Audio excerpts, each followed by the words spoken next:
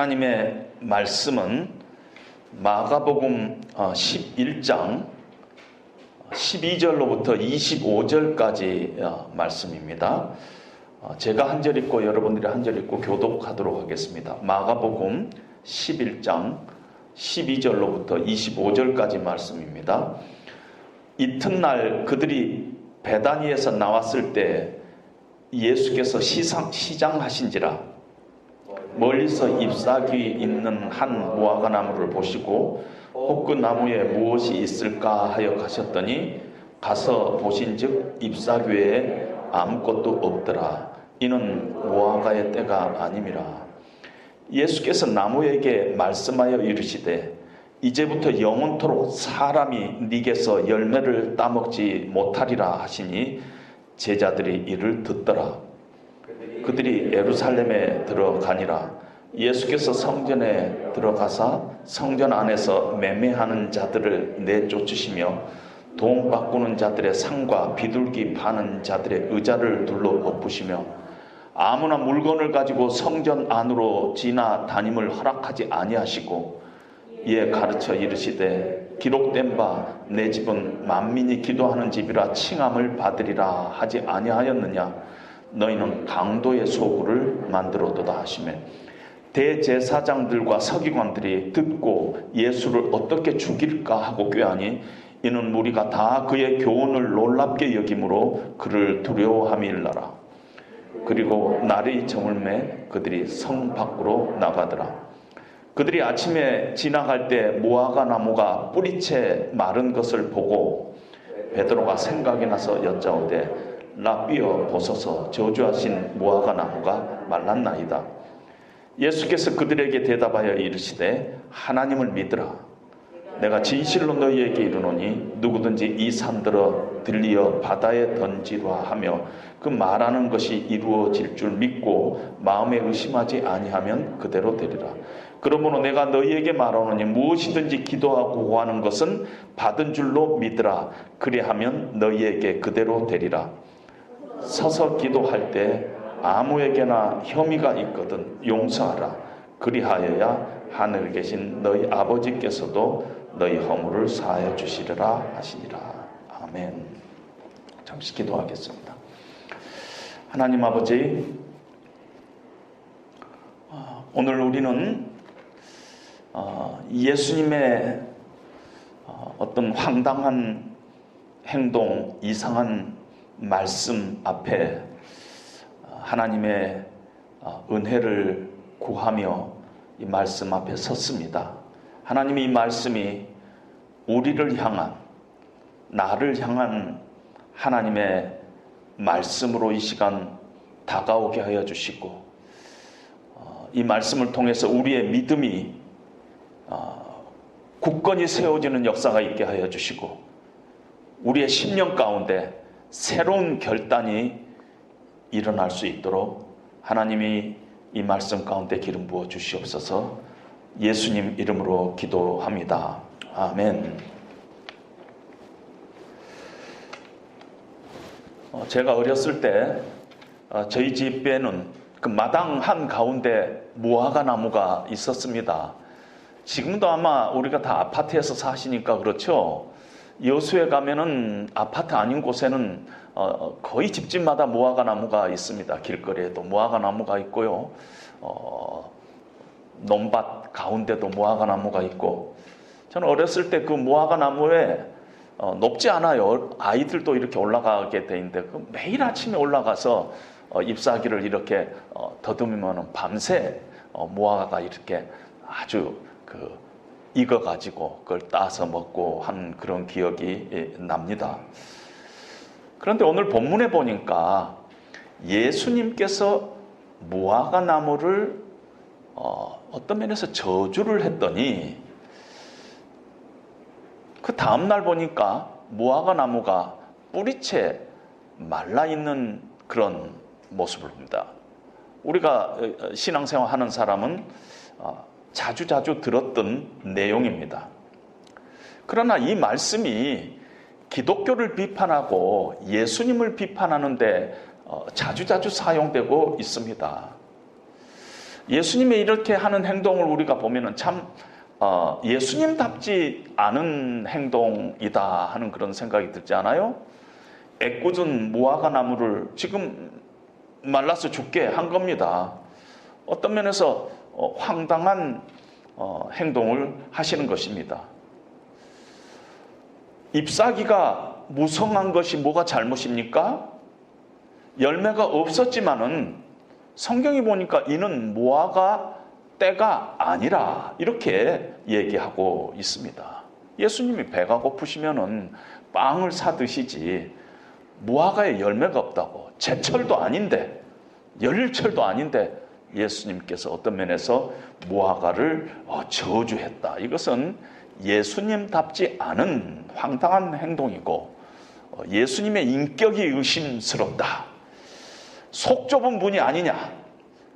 기독교를 비판하고 예수님을 비판하고 특별히 자연 보호를 주장하는 사람들 사이에서는 아주 극렬하게 이 본문을 가지고 예수님을 비판합니다. 예수님께서 왜 그러셨을까? 왜 그렇게 하셨을까? 여기에 대해서 우선은요, 몇 가지 우리가 전제적으로 알아야 될 게 있습니다. 예수님께서 무화과 나무를 저주했다, 우리가 그렇게 알고 있는데 성경에 보니까 무화과 나무를 예수님이 저주했다고 이렇게 직접 얘기를 하지 않고 베드로가 예수님께서 무화과 나무를 저주했다고 베드로가 판단한 것입니다. 그리고 예수님은 무화과 나무에 이렇게 말을 했는데요. 이 말을 했다는 단어가 아포클리노마이라는 단어를 쓰고 있는데 이 단어는 저주했다는 단어가 아니라 법정에서 판단했다. 이런 뜻입니다. 아주 특별한 단어를 쓰고 있습니다. 예수님께서는 지금 무화과 나무의 어떤 것을 판단했어요. 법적인 용어, 법정에서 쓰는 용어로 판단을 했지 저주한 건 아닙니다. 저주는 어떤 면에서 회복이 불가능한 것이지만은 판단은 회복이 가능한 것입니다. 법정에서도 10년 언도를 했는데 10년이 지나고 나면은 그 사람이 복권되는 것과 마찬가지로 그건 끝이 아니다는 얘기입니다. 뿐만 아니라 오늘 그 본문은요, 구조적으로 샌드위치 구조라 하는 그 구조를 쓰고 있어요. 무화과나무 이야기가 나오고 가운데 성전을 예수님께서 깨끗게 하시는 일이 나오고 그 다음에 또 무화과나무 얘기가 나와요. 그리고 이런 샌드위치 구조 안에서는 늘 강조점이 가운데 있어요. 예수님께서는 성전에 대한 이야기를 하기 위해서 무화과나무를 지금 가지고 들어오는 것입니다. 어떤 시청각 자료로 우리에게 지금 보여주시면서 예수님의 의도하는 말씀하고자 하는 내용을 우리에게 얘기하고 있다는 것입니다. 성경에는 이렇게 그런 것들을 선지적인 드라마다 이렇게 표현을 하고 있습니다. 어떤 하나님께서 어떤 말씀을 하시기 위해서 여러 가지 다른 어떤 퍼포먼스를 하시는 것을 우리는 성경에서 자주 봅니다. 사실은 이 얘기는요, 무화과가 핵심이 아니에요. 무화과 나무 자체가 문제가 아니라 무화과 나무가 상징하고 있는 다른 것에 대해서 예수님께서 말씀하시고자 하는 것이라는 것입니다. 예레미야 19장에 보면은 하나님께서 예레미야 선지자에게 네가 토기장이에게 가서 항아리를 사라. 그리고 제사장들과 장로들을 불러가지고 흰놈의 아들의 골짜기로 다 모이게 하라. 그리고 흰놈의 아들의 골짜기에서 그들의 목전에서 그 항아리를 깨부셔라. 이렇게 말씀을 하십니다.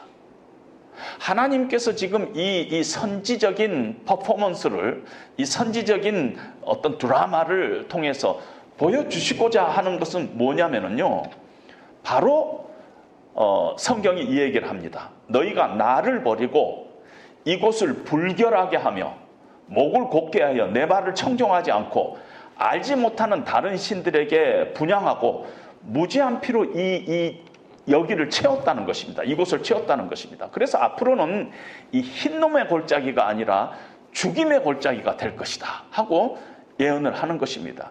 그리고 한번 깨뜨려진 항아리가 다시 사용될 수 없듯이 너희가 그러한 죄 가운데 있으면은 이 성을 이렇게 내가 심판할 것이다 하는 그런 메시지를 예레미야 선지자로 하여금 항아리를 깨뜨리게 하는 그런 퍼포먼스를 통해서 예수님께서 보여주시고 있는 것입니다.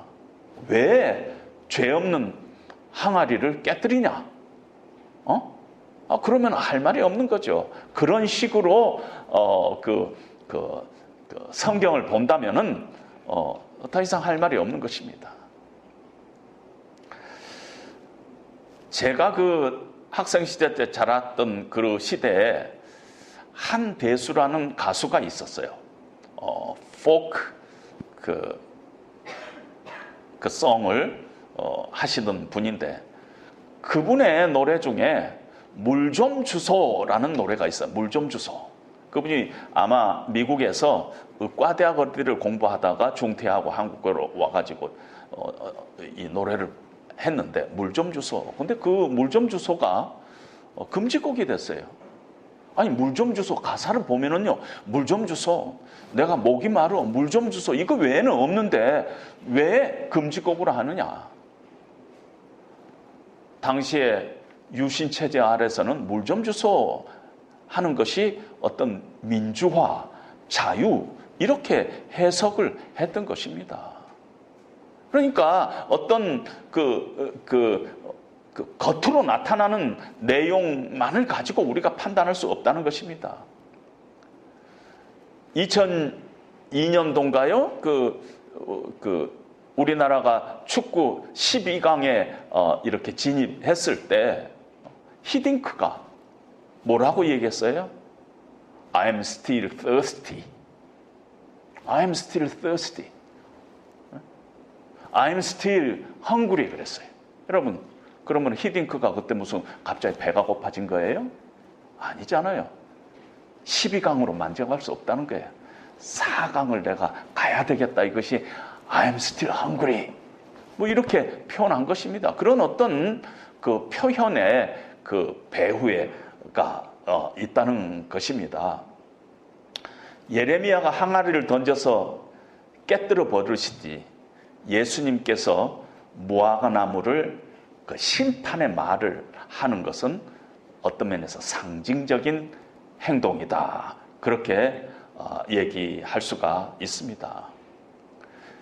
미가서 7장에 보면은 하나님께서 제가 조금 해석을 이렇게 제 식으로 하면은요, 답답하구나.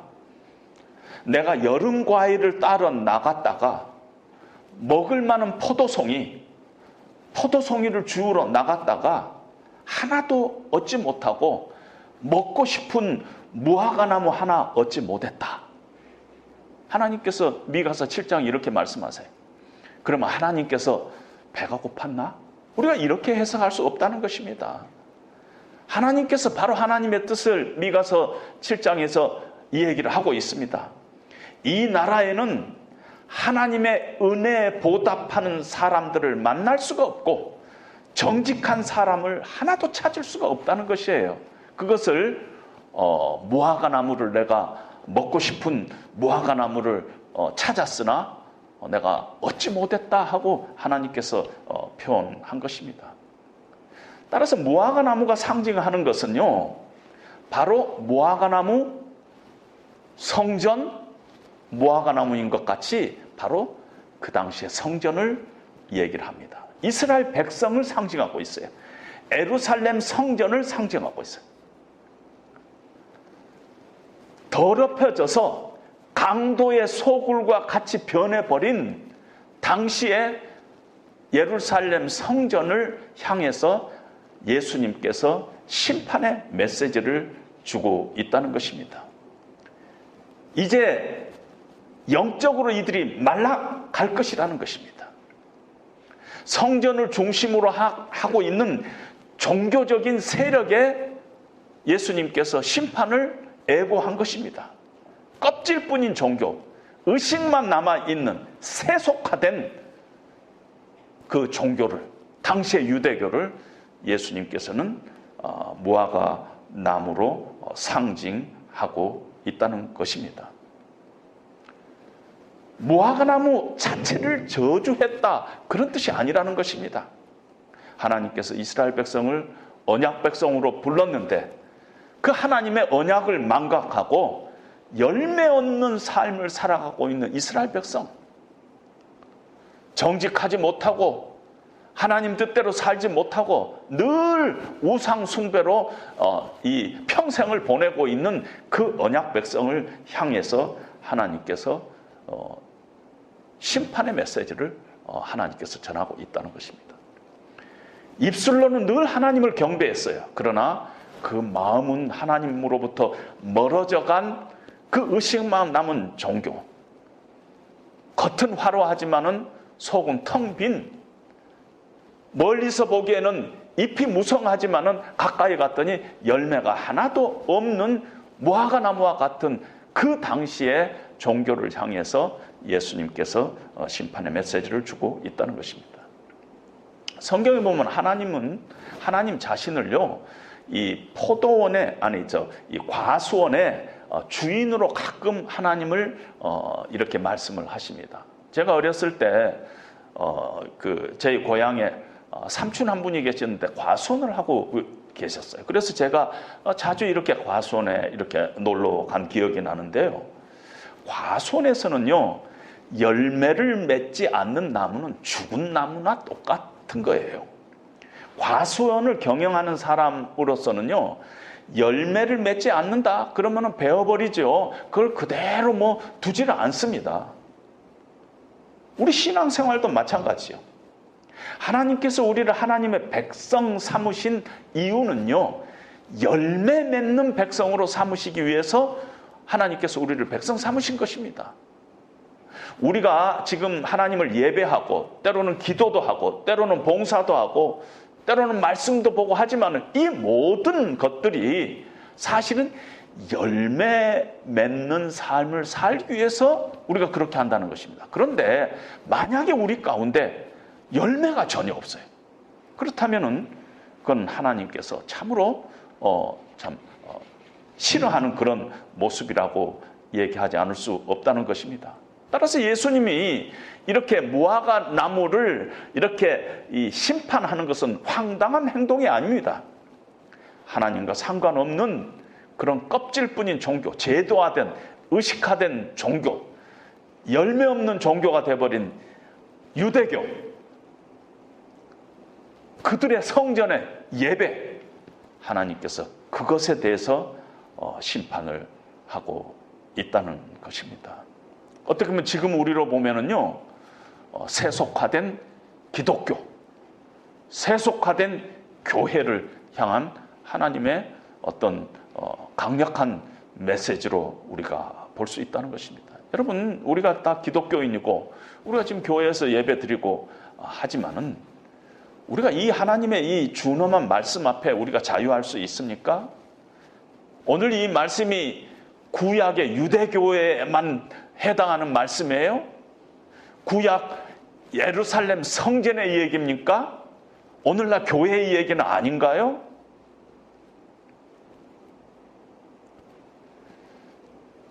어떻게 보면은 지금 이 현대 교회가 세속화되고 열매 없는 삶을 살아가고 있는 우리들의 모습은 바로 예수님의 오늘 이 말씀을 그대로 받아야만 된 우리 기독교인이고 교회가 아닌가 그런 생각이 듭니다. 교회마다 입구에 보면은 이 집은 만민이 기도하는 집이라 이런 성구들이 붙여 있는 곳을 많이 봅니다. 만민이 기도하는 집이라. 그러나 내 집은 만민이 기도하는 집이라. 그러나 우리가 강도의 소굴로 만들어 버렸나이다. 이렇게 쓴 성구 있는 교회는 아마 세상에 한 군데도 없을 겁니다. 근데 그것이 만약에 현실이라면은 우리는 매번 이 집은 만민이 기도하는 집이라 이러고 만족하고 있을 수는 없다는 것입니다. 우리를 향한 하나님의 심판의 언어로 우리가 성경을 읽어야지 늘 우리는 적당히 살면서 하나님은 우리에게 은혜 내려주신 분이다. 이렇게 살고 있다면 우리가 말하는 그 은혜는 어떤 면에서 값싼 은혜, cheap grace가 아닌가 그런 생각도 하게 된다는 말씀입니다. 오늘 이 말씀을 하신 이후에 베드로가 무화과 나무를 보고 놀랍니다. 그리고 예수님께 고합니다. 어제 예수님께서 저주하신 그 무화과 나무가 말랐나이다. 뿌리채 말라서 뽑혔나이다 하고 이 얘기를 합니다. 그때 예수님께서 하나님을 믿으라. 누구든지 이 산더러 들려 바다에 던지라. 믿고 의심치 않고 그렇게 말하면은 그대로 되리라. 그러므로 너희들이 무엇이든지 기도하고 구하는 것을 받은 줄로 믿으라. 기도할 때 아무에게나 혐의가 있거든 용서하라. 그리하여 하늘에 계신 너희 아버지도 너희 허물을 용서하리라. 뭔가 이 안에요 믿음도 있고 기도도 있고 용서도 있고 막 그냥 있습니다. 뿐만 아니라 왜 예수님께서 베드로가 무화과 나무가 말라서 이렇게 됐습니다 했는데 갑자기 뜬금없이 어떤 면에서 문맥도 없이 하나님을 믿으라. 누구든지 이 산더러 형제를 용서하라. 이게 뭐냐는 것입니다. 연결이 안 되는 것입니다. 그러다 보니까 앞뒤 다 잘라버리고 누구든지 기도할 때 받은 줄로 믿으라. 이 말씀을 가지고 또 이 산더러 들려 바다에 던지려 하면은 그렇게 될 것이다. 이런 말씀만 가지고 이렇게 설교하시는 그런 분들도 우리가 자주 종종 이렇게 접하게 됩니다. 제가 미국에 있을 때 한국에 제가 말씀드리면 그분 하는 유명한 목사님을 그 지역에 부흥회로 초빙을 했습니다. 그래서 부흥회 하면은 꼭 낮 시간에는 목사님들과 이렇게 모여서 세미나를 합니다. 그 강사 목사님과. 그런데 그 목사님께서 뜬금없이 이렇게 말씀을 합니다. 자기 이력서에요 빨간 줄이 하나 있다 하고 얘기를 합니다. 자기는 3년 집행유예를 받은 적이 있다 하면서 아주 자랑스럽게 말씀을 하십니다. 그럼 놀래가지고 아니 무슨 일 있었어요 목사님? 하고 여쭤봤습니다. 그랬더니 그린벨트 안에 자기가 기도원을 지어버렸다는 거지. 그린벨트 안에. 그런데 하나님께서 그린벨트 안에 기도원을 짓는 동안에 경찰의 눈을 가리고 검찰의 눈을 가리고 해갖고 기도원이 딱 완공됐을 때 걸려가지고 자기는 3년 집행유예를 받았지만은 기도원은 그린벨트 안에 세워졌다는 것입니다. 그린벨트 안에 기도원을 세우는 것은 불가능한 일인데 하나님께서 가능하게 하셨다. 말이 맞습니까? 그래서 지금 그린벨트 안에 이 기도원이 세워졌다. 그래서 자기는 이 빨간 줄, 자기 이력서에 빨간 줄, 이걸 자기는 자랑스럽게 생각한다. 그런 식으로 많이들 이 얘기를 합니다. 믿음이 부족해서 그렇지 믿기만 하면은 다 된다. 이렇게 생각하는 사람이 많아요. 만약에 안 되면은 믿음이 부족한 것이다. 이렇게 얘기를 합니다. 오늘 성경에 보니까 하나님을 믿으라 그랬는데요. 사실은 이 말씀이 하나님을 믿으라가 아니라 하나님의 믿음을 가져라, 이게 원어예요. 하나님의 믿음을. 근데 이 서양에서 이렇게 기독교가 우리나라로 이렇게 전파되면서 우리의 의지를 좀 강조하게 됐어요. 하나님을 믿어라 그러면은 내 의지가 여기에 좀 들어갔고, 하나님의 믿음을 가져라 하면은 이미 그 믿음 안에는 우리가 어떻게 함부로 우리 것을 집어넣어야 될 거가 없잖아요. 하나님의 믿음을 가져라. 하나님이 생각하는 그 믿음을 가져라는 것입니다. 그러니까 이 잘못된 믿음이라는 건 뭐냐면은, 하나님의 믿음이 아닌 것은 뭐냐면은, 모든 것의 해결은 내 믿음에 달려 있다, 이렇게 생각하는 것입니다. 불가능한 일이 없다는 것은 하나님에게 불가능한 일이 없다는 것이지, 내가 믿기만 하면은 불가능한 일이 없다, 이런 뜻이 아니라는 것입니다. 내 믿음이 불가능한 일을 없게 만든다가 아니라, 내가 믿는 그 대상, 하나님의 믿음, 그 하나님 안에는 불가능한 일이 없다, 이런 뜻이라는 것입니다. 왜 지금 예수님께서 뜬금없이 무화과나무를 이렇게 보고 나서 베드로가 이 얘기를 했더니 하나님을 믿으라, 하나님의 믿음을 가지라, 이렇게 베드로가 얘기했을까요? 이 산 들려서 바다에 던지우라. 믿고 의심하지 않으면 다 그대로 되리라. 다른 산이 아니라 이 산이에요. This mountain.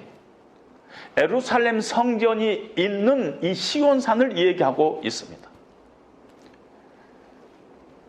예수님께서는 예루살렘의 심판에 대해서 얘기하시면서 이 산을 얘기하고 있어요. 이 산. 그런데 성경에서는 산이 자주 인간에 높아져 있는 교만, 하나님을 대적하는 세력, 하나님을 무시하는 세력을 산에 비유할 때가 많이 있습니다. 시편 46편에 보면은 하나님은 우리의 피난처시오 힘이시오 환난 중에 큰 도움이시라. 그러므로 땅이 변하든지 산이 요동할지라도 우리는 두려워하지 않는다 하고 말씀하고 있습니다. 환난 날에, 시험 당할 날에 하나님을 의지하면은, 하나님의 백성들은 하나님을 의지하고 하나님만이 피할 길이 있다는 것입니다. 피난처가 있다. 세상이 요동하고 하나님을 대적하는 것들이, 산이 요동할지라도 하나님만 너희들이 신뢰하라, 이런 말씀을 지금 하고 있다는 것입니다. 그런데 예수님은요, 지금 이 말씀을 하실 때가 화요일인데 이제 금요일 되면은 십자가에서 죽으십니다. 이제 곧 예수님께서 잡히시고 채찍에 맞으시고 십자가에 달리시고 고난을 당하시고 이제 죽임을 당할 것이라는 것을 그동안 제자들에게 3번이나 예고를 했어요. 다른 사람에 의해서가 아니라 종교 지도자들의 모함과 음모에 의해 가지고 예수님께서 고난을 당하고 죽임을 당할 것이라는 것을 그동안 3번이나 얘기했습니다. 이제 2, 3일만 지나면은 제자들도 예수님께서 이렇게 붙잡혀 가면은 모두 도망할 것이에요. 아주 혼비백산해가지고 도망갈 것입니다. 이제 곧 환난과 시험의 날이 다가오는 것입니다. 지금 예수님께서는요, 이 성읍을 향해서 예수님께서 오늘 들어오기 바로 직전에 누가복음에 보면 그 성을 향해서 예수님께서 우셨어요. 이들이 당할 이 환난과 시험을 내다보면서 예수님께서는 우셨어요. 그리고 제자들에게 이 곧 닥칠 제자들을 향해서 하나님을 믿으라는 것이요. 세상의 불의와 악, 세상의 모든 하나님을 대적하는 그 권세들, 하나님을 데려가는 세력들이 높은 산처럼 움직이지 않는 삶처럼 너희 앞에 이제 다가올 것이라는 것이. 그런데 너희가 두려워하지 말고 하나님을 신뢰하라는 것이. 하나님의 능력을 의지하고 하면은 반드시 피할 길이 있을 것이라는 것이. 이 산더러 들려서 바다에 빠지라 하면은 그렇게 불가능한 일 같은 일들도 하나님을 신뢰하면은 하나님께서 그 능력으로 그 일을 가능케 할 것이라는 것입니다. 이 산이 뽑혀서 바다에 들어간다는 것은 불가능한 일이에요. 이 세상의 세력 앞에서 제자들이 바라볼 때는 이들에 대항한다는 것은 불가능한 일이에요.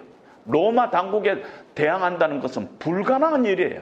자기들이 쫓은 예수님이 십자가에 죽임을 당하는 그때 도망하지 않고서는 할 수 없는 그런 상황에서 그들은 이 상황을 헤쳐나간다는 것은 불가능한 일이라고 생각했던 것입니다. 예수님께서는 제자들에게 곧 있을 환난과 고난의 시간을 바라보면서 하나님 붙잡아라, 하나님 신뢰하라, 하나님 안에 피난처가 있다 하고 말씀을 하신 것입니다. 마가는요, 마가복음을 기록할 때 초대교회 성도들에게 이 마가복음을 이렇게 기록하면서 그 당시에 하나님의 복음 때문에 수많은 초대교회 성도들이 핍박을 당하고 환난 가운데 있었습니다. 마가는 오늘 이 말씀, 물론 예수님의 말씀이지만 마가의 마음속에도 그 초대교회 성도들에게 하나님을 믿으십시오. 하나님을 믿으십시오. 하나님의 능력의 손이 함께하면은 이 산이 뽑혀서 바다에 던지우는 것과 같은 불가능한 일도, 세상의 어떤 악한 세력이라 할지라도 하나님은 피할 길을 내시는 분입니다 하면서 마가도 지금 초대교회 성도들에게 이 말씀을 지금 쓰고 있다는 것입니다. 오늘 우리에게 성령 하나님께서는 우리에게 동일하게 얘기합니다. 너희가 지금 이 세상 가운데서 진리로 산다는 것이 너무너무 힘들지, 거의 불가능하지. 하나님의 말씀의 원리대로 비즈니스를 한다는 것은 불가능한 일 같지. 정직하게 사업한다는 게 불가능한 것 같지. 그러나 하나님을 신뢰하라. 하나님을 신뢰하면은 불가능한 일이 반드시 하나님께서 피할 길을 내고 그 일이 가능하게 하나님께서 만드실 것이다. 이런 예수님의 그 어떤 그 마음속의 생각이 하나님을 믿으라, 이렇게 말씀을 하시는 것입니다. 하나님께서 우리를 하나님의 백성으로 택하시고 부르셨어요. 그리고 우리를 교회라는 새로운 커뮤니티로 부르고 우리에게 새로운 가치관을 하나님께서 주시고 우리에게 하늘의 소망을, 천국의 소망을 주셨어요. 왜 그랬느냐면요, 하나님의 백성으로 살기를 원해서 우리를 그렇게 부르신 것입니다. 근데 만약에 우리의 소원이 세상 사람들과 똑같아요. 우리의 기도와 간구가 세상 사람들과 비교해보면 똑같아요. 늘 하는 게 건강 주시옵소서, 항상 좋은 일만 있게 해 주시옵소서, 우리 자녀들 건강하게 하고 좋은 대학 가게 해 주시옵소서, 사업도 잘 되게 해 주시옵소서, 우리 남편 다른 사람보다 빨리 승진하게 해 주시옵소서. 만약에 우리가 그런 식의 기도가 우리의 기도의 전부라면은 그거는 종교지. 우리가 하나님의 이름을 부르고 있지만은 그건 하나님이 말씀하시는 그런 기독교가 아닐 것입니다. 따라서 우리는요, 우리의 삶이 지금 어떤 상황에 있든지, 우리가 남보다 좀 더 좋은 위치에 있든지 그렇지 못한 위치에 있든지 간에 이 시대를 향해서, 이 시대가 갖고 있는 불의와 악과 욕심과 인간의 모든 잘못된 죄의 소욕을 향해서 우리가 선포해야 될 책임이 있다는 것입니다. 뿐만 아니라 내 자신 안에 있는 죄를 향해서도 우리는 어떤 면에서 전쟁을 선포해야 되는 것입니다. 나는 이제 하나님의 백성이다. 나는 빛의 자녀다. 나는 하나님이 나를 부르시는 그 소명대로 살겠다. 예수님의 제자로 살겠다. 이것이 신앙이에요. 그리고 우리는 입술의 말을 통해서 세상을 향해서도 선포하고 내 자신을 향해서도 선포해야만 된다는 것입니다. 그러면 우리의 마음속에 있는 욕망이 우리를 가만두지 않아요. 우리 안에 욕심이 우리를 가만두지 않아요. 그냥 포기하고 싶어요. 이 세상에서 그런 식으로 산다는 것이 예수님의 제자로서 산다는 것이 어떤 면에서 거의 불가능한 것 같아요. 그럴 때 우리에게 말씀하고 있는 것입니다. 하나님께서 하나님을 신뢰하고 하나님의 믿음을 가지라는 것입니다. 하나님은요, 반드시 심판할 것을 심판하고 고칠 것을 고치고 새롭게 하실 것을 새롭게 하세요. 하나님은 그런 분이에요. 그 하나님을 믿고 신뢰하고 내 삶 가운데서 말하라는 것이에요. 선포하라는 것이에요. 우리 신앙생활은 어떤 면에서 전쟁이기 때문에 하나님께서 그렇게 해 주실 줄로 믿고 우리가 나가는 것이 필요하다는 것입니다. 세상을 향해서도 선포하고 내 자신을 향해서도 선포하고 내 안에 있는 어떤 두려움을 향해서도 선포하고, 그것이 어떤 면에서 하나님께서 우리를 선지자적인 삶으로 우리를 불렀다, 이렇게 표현할 수 있습니다. 예수님께서 십자가에서 죽으심은요, 우리를 구원하시기 위해서 예수님께서 십자가를 지신 게 아닙니다. 죽으신 게 아니에요. 우리를 구원해서 믿음으로 살도록, 하나님의 백성답게 살도록, 열매 맺는 삶을 살도록, 선지자적인 소명을 가지고 이 땅에서 살도록 우리를 부르셨고, 그를 위해서 예수님께서 십자가에 죽으셨다는 것입니다. 그냥 구원을 얻기 위해서 예수님이 십자가에 죽었다, 그걸로 끝이 아니라는 것이 우리에게 그 다음 단계가 있다는 것입니다. 예레미야 1장에 보면 하나님께서 예레미야 선지자를 부르십니다. 내가 너를 복중에서 지키도 전에 내가 너를 알았다. 네가 이 땅에서 태어나기도 전에 내가 너를 구별했다. 네가 이 세상에 태어나기도 전에 내가 열방의 선지자로 너를 세웠다 하고 얘기를 합니다. 이 세상에 태어나기도 전에 내가 너를 알고 너를 구별하고 너를 열방의 선지자로 내가 세웠다. 예레미야가 하나님, 나는 아이라 말을 못합니다. 그때 하나님께서 손을 내밀어서 예레미야 입술에 대시고 내가 내 말을 네 입에 두었노라 하고 말씀합니다. 그러면서 하나님께서 이렇게 이야기합니다.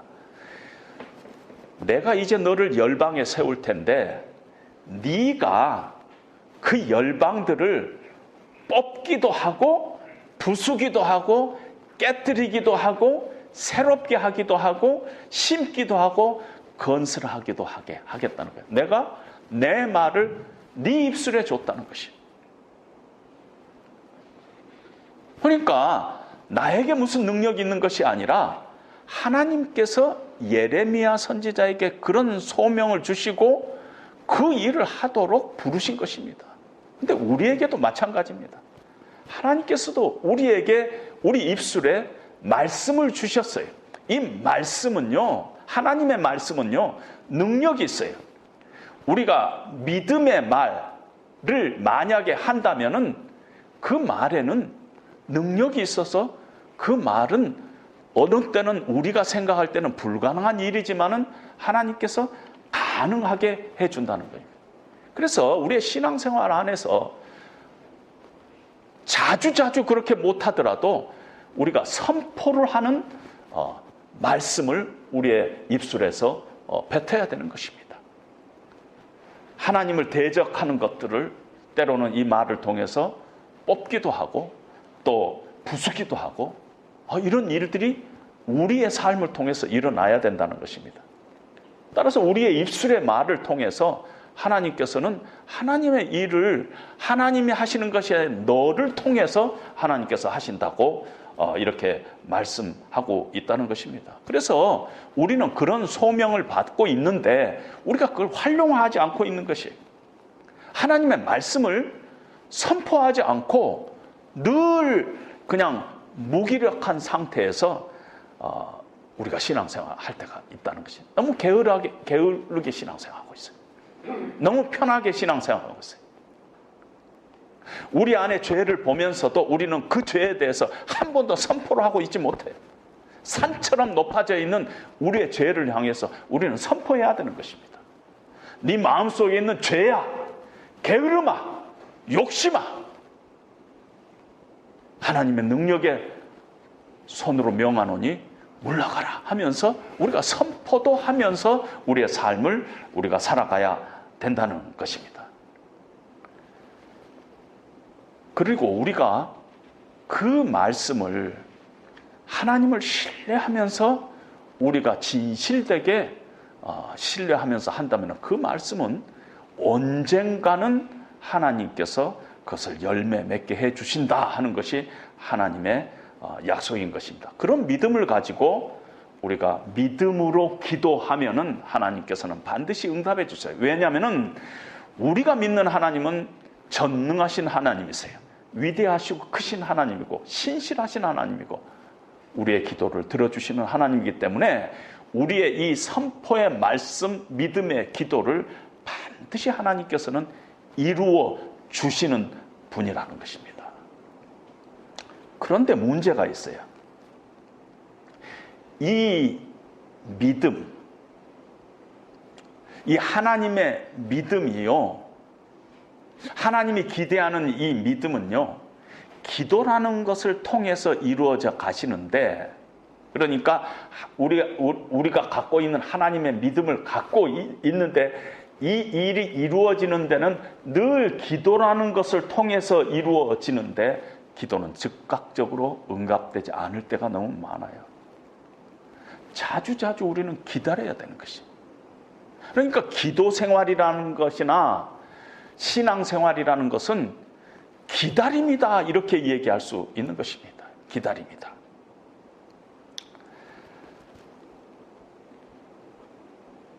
궁극적으로는요, 우리는 다시 오실 예수님을 우리가 기다리고 있는 것이 어떤 면에서. 근데 왜 우리가 기다리느냐 하면요, 하나님께서는요, 이 기다림을 통해서 무엇을 우리에게 기대하고 계시냐면은 결국은 내 뜻대로 마옵시고 아버지의 원대로 하옵소서 하는 단계까지 가도록 우리를 만드시기 위해서 기도라는 것을 통해서 얘기합니다. 예수님께서 겟세마네에서 동산에서 기도할 때 아버지여, 아버지께는 모든 것이 가능하오니 이 잔을 내게서 옮기시옵소서. 그러나 나의 원한 대로 마옵시고 아버지의 원대로 하옵소서. 그러니까 믿음의 행위나 기도는요, 두 가지가 반드시 필요해요. 하나는 뭐냐면은 하나님의 능력에 대한 확신 플러스 하나님의 뜻에 대한 순종, 이 두 가지가 필요해요. 이 과정을 통해서 우리는 내 뜻이 하나님의 뜻으로 바뀌어가는 그 과정이 기도의 과정이고, 그런 과정 동안에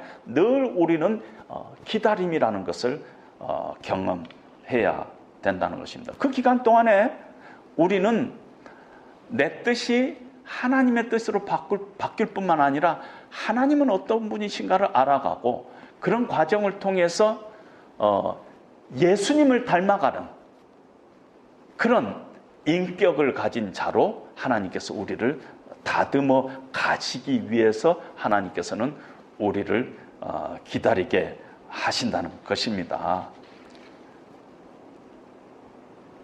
따라서 그런 기다림의 시간이 우리에게 있다는 것입니다.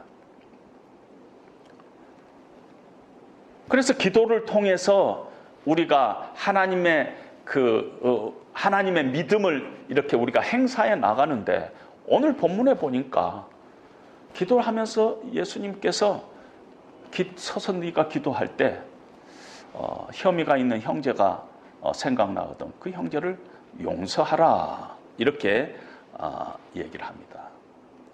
우리가 기도하면서 하나님의 성품을 닮아가는 그런 과정 속에서요, 어떻게 보면 성도의 마지막 성품은 용서라고 볼 수가 있습니다. 예수님을 닮아가고 열매 맺는 기도 생활의 마지막 단계가 용서라고 볼 수 있어요.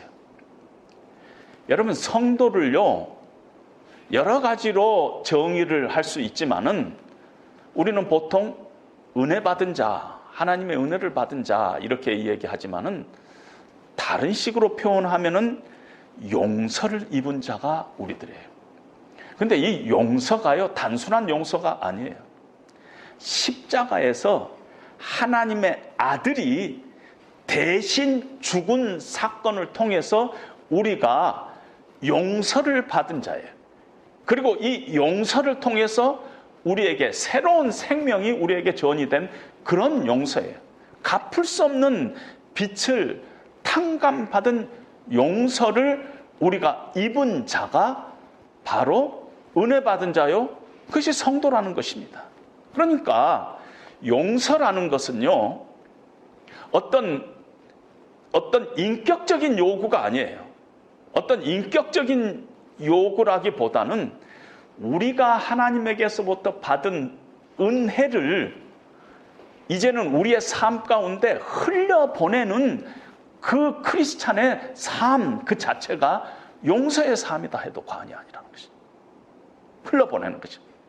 내가 예수님이 십자가에서 나를 위해서 죽으심으로 말미암아 내가 이제는 예수 생명을 가진 자로 이 땅에서 살아간다 이 얘기했을 때 그 예수 생명을 얻게 된 그 근원이 예수님의 용서에 있다는 것입니다. 그렇기 때문에 우리가 형제를 용서해라 하는 것은 우리의 어떤 한 인격적인 한 부분이라기보다는 우리의 삶의 본질이라는 것입니다.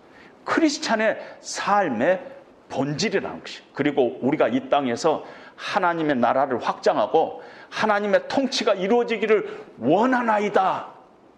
예수 생명이 나에게 있는 것 같이 이제는 그 예수 생명으로 살기를 원하나이다 하고 우리가 기도하는 그 중심에 형제를 용서하는 것이 있다는 것입니다. 왜? 내가 받은 갚을 수 없는 그 빚을 내가 탕감받는 은혜 받은 자이기 때문에 나에게 빚을 진 사람을 당연히 용서하는 것이 우리에게 우리의 삶의 현실이요 본질이다 하고 우리가 얘기할 수 있다는 것입니다. 오늘 예수님께서 예루살렘 성전을 향해서 우시고 그들에게 심판을 선포하시고, 그러나 그 마음의 중심에는 너희가 이런 어려운 가운데 있지만은 하나님을 신뢰하라.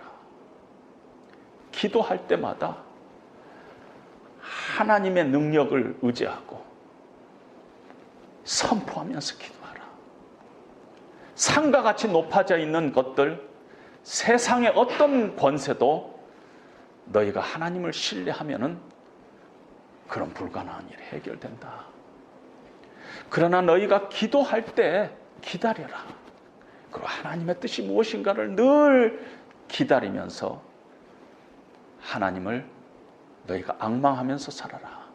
근데 그때 너희가 어떤 존재인가를 늘 생각하면서 너희가 얼마나 갚을 수 없는 은혜를 받은 자인가 늘 생각하면서 형제를 향해서 용서하는 삶을 살아라. 이렇게 예수님께서 말씀하시고 있다. 저는 그렇게 오늘 성경 본문을 읽었습니다.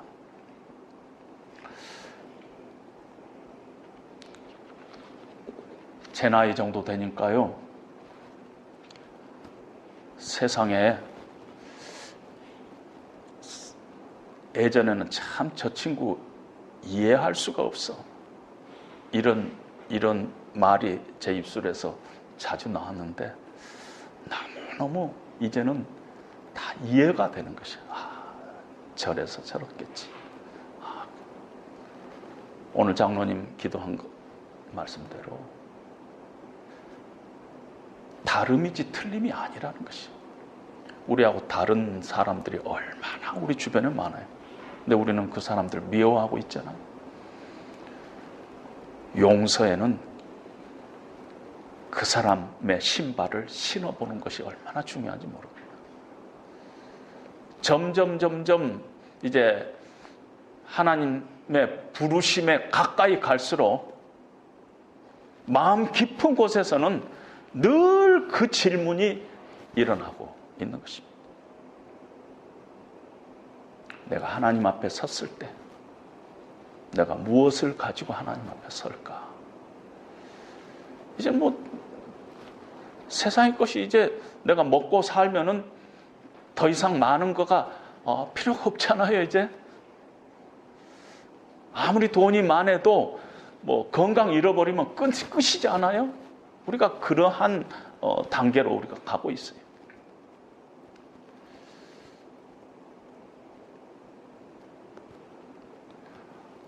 아직 내가 힘이 있고 아직 내가 젊다고 생각할 때 우리가 더 하나님 앞에서 내가 어떻게 살아가야 될까, 살까? 내가 고민하면서 내 자신을 진단하면서 어떻게 내 자신이 선지자적인 그런 삶을 살아갈 수 있을까? 이 세상에서 예수 생명을 가진 자로 어떻게 살아갈 수 있을까? 그 일에 여러분들이 먼저 고민하기 시작한다면은 여러분들의 삶에 더 큰 하나님의 인격의 열매들이 맺혀 가게 될 것이다 하는 그런 생각을 하게 됩니다. 지금도 우리 예수님이 교회를 향해서 우시고 계실 거예요. 왜냐하면은 기독교가, 우리 현대 교회가 만민이 기도하는 집으로 끝나지 않고 만민이 기도하는 집이어야 되는데 너희가 지금 강도의 소굴로 바꾸고 있다는 것이 더 현실적이다 하는 생각이 듭니다. 늘 우리가 깨어서 우리 자신을 돌이켜보면서 새롭게 결단하고 다시 또 결단하고 그런 일들이 남은 생애에 우리 가운데 일어났으면 좋겠다 하는 그런 생각을 하게 됩니다. 우리 다 같이 찬송가